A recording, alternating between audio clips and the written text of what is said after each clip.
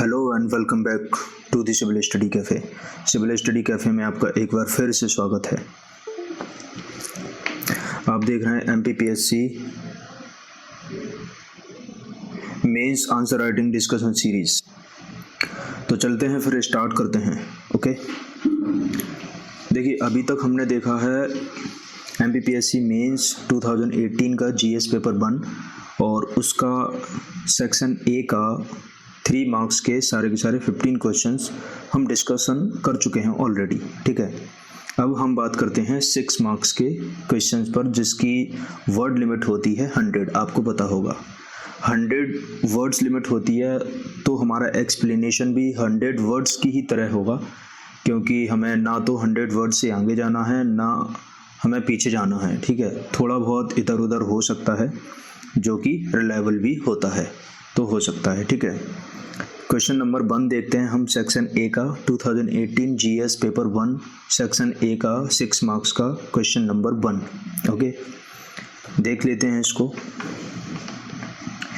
Sketch the contribution of Michelangelo in European Renaissance. Hindi में बोलता हूँ, यूरोपीय पुनर्जागरण में माइकल एंजेलो के योगदान को रेखांकित कीजिए। ओके, फिर से रिपीट करता हूँ मैं एक बार question. Sketch the contribution of Michelangelo in European renaissance, यानी कि यूरोपीय पुनर्जागरण में माइकल एंजेलो के योगदानों को रेखांकित कीजिए। ठीक है, देखिए क्वेश्चन आपने ठीक से समझ लिया होगा। ओके, क्वेश्चन में वैसे तो सिंपल वो एक ही पर्पज पूछ रहा है आपसे, और वो ये पूछ रहा है कि माइकल एंजेलो के योगदान का कंट्रीब्यूशन बताइए। आप उनका योगदान बताइए, उनका कंट्रीब्यूशन बताइए कि पुनर्जागरण में उनका योगदान क्या था, यानी कि उनके योगदान की भूमिका क्या थी। लेकिन हम इसको 2 या 3 तरीके से हम इसका आंसर फॉर्मेट देखेंगे, जो कि मैं आपको डिस्कशन करके बताता हूँ। ठीक है, सबसे पहला तो हम थोड़ा सा ये जानेंगे कि पुनर्जागरण क्या होता है। ठीक है, उसके बाद फिर हम माइकल एंजेलो के बारे में जानेंगे और उसके बाद उनका कंट्रीब्यूशन के बारे में देखेंगे। ठीक है, सबसे पहले देख लेते हैं पुनर्जागरण का मतलब क्या होता है और ये था क्या, यूरोपीय पुनर्जागरण क्या था। ठीक है, देखिए आज के टाइम पर जो हम यूरोप देखते हैं, ठीक है, जैसा यूरोप देखते हैं, वहाँ के लोगों को हम आज के रूप में जैसा देखते हैं, उनकी पॉलिटिक्स पावर्स को हम आज के टाइम पर जैसा देखते हैं, सामाजिक रीतियाँ, धार्मिक नीतियाँ, ये सारी की सारी चीज़ों का जो प्रतिरूप आज हमें देखने को मिलता है, वैसा प्रतिरूप यूरोप का आज से कई साल पहले देखने को हमें नहीं मिलता था। ठीक है, उस टाइम पर सामाजिक जीवन यूरोप का अस्त व्यस्त था। कहने का तात्पर्य मेरा यह है कि समाज में कई प्रकार की कुरीतियाँ, भेदभाव, ऊंच नीच, महिला और पुरुष में काफ़ी अंतर, यानी कि कहने का तात्पर्य यह है कि काफ़ी डिफरेंसेस देखने को मिलते थे। ठीक है, आर्थिक आधार पर असमानताएं फैली हुई थीं। एक गरीब है तो दूसरा अमीर है, दूसरा अमीर इतना ज़्यादा है और उसके नीचे जो है वो काफ़ी ज़्यादा गरीब है। इस प्रकार की असमानताएं देखने को उस टाइम पर मिलती थी। राजनीतिक स्तर पर भी कई प्रकार की असमानताएं देखने को मिलती थी उस टाइम पर। धार्मिक असमानताएं मिलती थी। चर्च का प्रभुत्व था और चर्च में सामंतों की चलती थी। पादरी जो होते थे उनका काफ़ी बोलबाला होता था, और पादरी और वहाँ के महाराजा दोनों मिलकर ही अत्याचार करते थे, या फिर हम यूँ कहें कि उनका काफ़ी शोषण जो होता था प्रजा पर, वो काफ़ी हमें देखने को मिलता है। कुल मिलाकर मेरा कहने का तात्पर्य ये है कि यूरोप का जो स्वरूप था पहले, सामाजिक आधारित हो, चाहे वो आर्थिक आधारित हो, चाहे वो राजनीतिक या धार्मिक या फिर मानसिक आधार पर मैं बात करूं, हर स्तर पर मनुष्य की प्रगति के सभी मार्ग उस टाइम पर बंद थे। कहने का तात्पर्य यह है कि मनुष्य उस टाइम का, यानी कि यूरोप का इंसान उस टाइम पर ज़्यादा जागरूक नहीं था, हर स्तर पर वो पिछड़ा हुआ था। ओके, इसी प्रकार से हुआ ये कि धीरे धीरे फिर लोगों में जागरूकता पैदा हुई और पुनर्जागरण से यूरोप का सर्वांगीण विकास हुआ। ठीक है, तो ये तो हमने समझा यूरोप में पुनर्जागरण। ठीक है, पुनर्जागरण का मतलब क्या होता है ये हमने जाना। अब चलते हैं आगे। अब देखना है हमें माइकल एंजेलो ये कौन थे। देखिए, ये नॉर्मली वैसे तो ये एक चित्रकार थे और मूर्तिकार भी थे। आपको पता होगा फ्लोरेंस में डेविड की विशाल मूर्ति जो है ना, इन्हीं के हाथ की कारीगरी है वो, और वो काफ़ी वर्ल्ड फेमस है आज के टाइम पर। और ये साथ ही साथ में एक इंजीनियर भी रहे हैं और एक अच्छे खासे कवि भी रहे हैं। ठीक है, और स्पेसिफिकली एक बात और है इनके बारे में, वो है मानवतावाद, यानी कि इन्होंने मानवतावाद का समर्थन किया है काफ़ी ज़्यादा। ठीक है, तो ये तो हमने समझ लिया दो पैटर्न पर, यानी कि यूरोपीय पुनर्जागरण क्या था, यानी कि यूरोप में जो व्यवस्थाएं जो फैली हुई थी, इंसान का जो विकास जो था वो बिल्कुल बाधित था। वो एक बार में या फिर धीरे धीरे, एक बार में तो नहीं, धीरे धीरे उसने विकास किया। मानसिक आधार पर, राजनीतिक, आर्थिक, सामाजिक, धार्मिक, हर स्तर पर उसने विकास किया और इस तरह से पुनर्जागरण उनके अंदर आया। ठीक है, दूसरा हमने देख लिया कॉन्सेप्ट माइकल एंजेलो, ये कौन थे, क्या हैं। अब क्वेश्चन क्या पूछ रहा है, हम उस पर आते हैं। क्वेश्चन पूछ रहा है यूरोपीय पुनर्जागरण में माइकल एंजेलो के योगदान को रेखांकित कीजिए। ठीक है, ऑप्शन यही डिमांड कर रहा है, आपको आंसर इस पैटर्न पर देना है। ठीक है, लेकिन मैंने आपको थोड़ा सा डिटेल में एक्सप्लेन कर दिया है ताकि आप क्वेश्चन को पूरी तरह से अच्छे से समझ पाओ। ठीक है, इनका कंट्रीब्यूशन देख लेते हैं। देखो, इनके योगदान में फर्स्ट पॉइंट है लास्ट जजमेंट। लास्ट जजमेंट का मतलब क्या है? लास्ट जजमेंट का तात्पर्य यहाँ पर यह है कि इन्होंने कुछ पेंटिंग्स बनाई थी चर्च के अंदर। ठीक है, चर्च की दीवारों पर कुछ पेंटिंग्स बनाई थी जिनको इंग्लिश में लास्ट जजमेंट आप बोल सकते हैं और हिंदी में अंतिम निर्णय आप कह सकते हैं। ये नाम इन्होंने दिया था पेंटिंग्स को, और वो पेंटिंग्स जो थी, उन पेंटिंग्स में यूरोप की सामाजिक, आर्थिक, राजनीतिक, धार्मिक और मानसिक सारी की सारी गतिविधियाँ, सारे के सारे क्रियाकलाप, किस प्रकार से अव्यवस्थाएं समाज के अंदर फैली हुई हैं, कितनी ज़्यादा आर्थिक असमानताएं फैली हुई हैं, राजनीतिक स्तर में कितना ज़्यादा भ्रष्टाचार है, या फिर धार्मिक स्तर पर लोग किसका कौन कैसे उत्पीड़न कर रहे हैं या किसका उत्पीड़न हो रहा है, इन सारी की सारी चीज़ों को इन्होंने लास्ट जजमेंट में यानी कि अपनी पेंटिंग्स के माध्यम से लोगों को जागरूक करने का प्रयास किया है। ठीक है, तो ये था लास्ट जजमेंट यानी कि पहला पॉइंट। नेक्स्ट पॉइंट क्या था? जन जागरूकता। जैसा कि हमने अभी डिस्कस किया ही है कि जन जागरूकता के मामले में इनकी काफ़ी अहम भूमिका रही है, और उसमें भी स्पेशली हम बात करें तो सामाजिक आधार पर इन्होंने पेंटिंग्स के माध्यम से बताया है कि लोग कितने ज़्यादा बिखरे हुए हैं, लोग कितने ज़्यादा एक दूसरे से अलग हैं, एक दूसरे से दूर हैं, कितने सामाजिक असमानता देखने को समाज में मिलती हैं, इस टाइप की चीज़ें। यानी कि इन्होंने जन जागरूकता पर भी काफ़ी ज़्यादा ध्यान दिया है। नेक्स्ट पॉइंट देखते हैं, शोषणकर्ता पर प्रहार।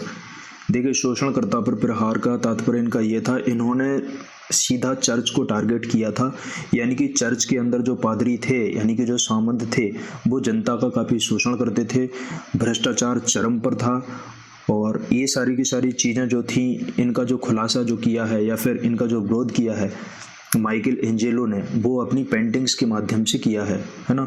तो शोषणकर्ता पर प्रहार, ये पॉइंट्स हो गया हमारा कंप्लीट। आई होप आप समझ चुके होंगे। उसके बाद नेक्स्ट पॉइंट है मानवतावाद का सिद्धांत। ये मानवतावाद का सिद्धांत क्या है? देखो, नॉर्मली हम इसको ह्यूमनिज्म बोलते हैं, है ना, और ये एक ह्यूमैनिटेरियन पर्सनैलिटी होती है ना, और जिसको हम मानवतावादी व्यक्ति कहते हैं। मतलब कहने का तात्पर्य यह है कि मानव के कल्याण पर जोर देने वाली और मानव जाति से जुड़ी समस्याओं को तर्क से सुलझाने वाली व्यवस्था का एक आधार या फिर यूँ कहें एक सिद्धांत इन्होंने तैयार किया था, जिसको उसका नाम दिया था मानवतावाद।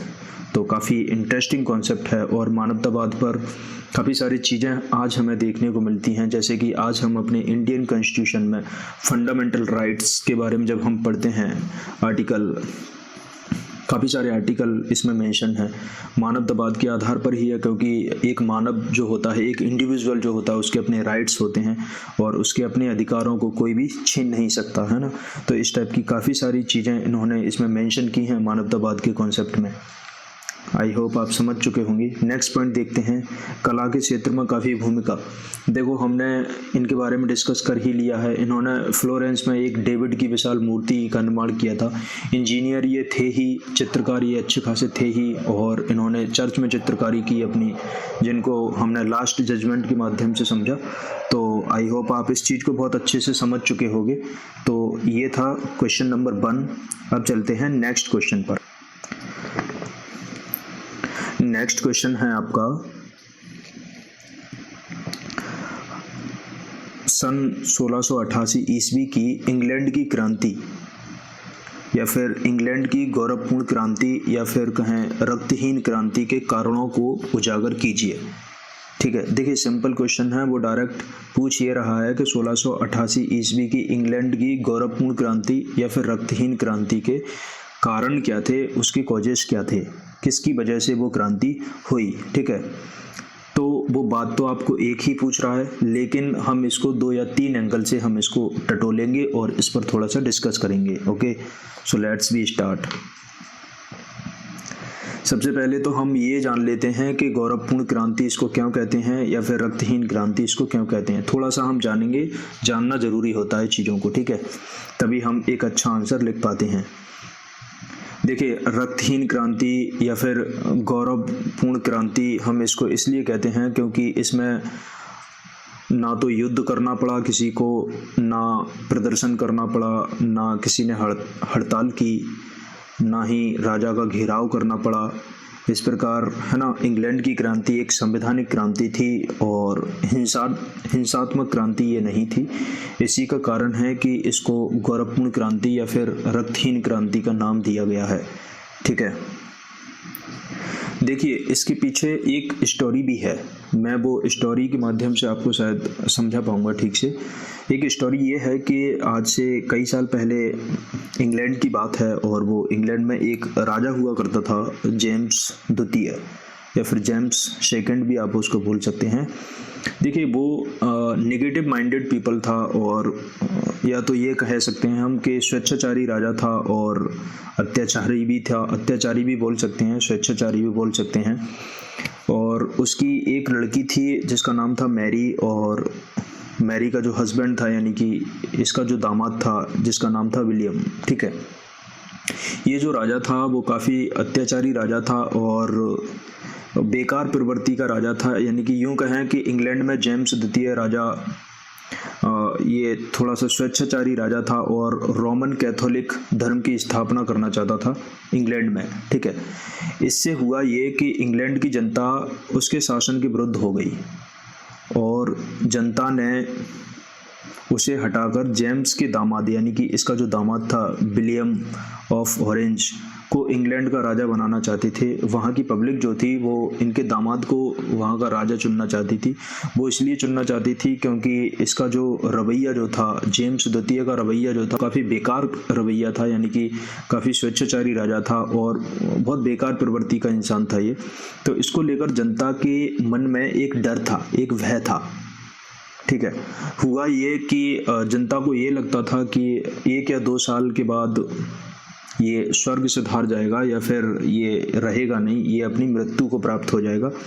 लेकिन हुआ ये, अचानक से कोइंसिडेंटली 2 साल के अंदर ही इसने एक पुत्र को जन्म दिया, और पुत्र के जन्म देने के बाद वहाँ पर काफ़ी शंका पैदा हो गई लोगों के अंदर, यानी कि इंग्लैंड की जो जनता थी उनके अंदर काफ़ी भय पैदा हो गया। वो इसलिए हो गया था क्योंकि ये इसका जो मेन मोटिव जो था वो था रोमन कैथोलिक धर्म की स्थापना करना।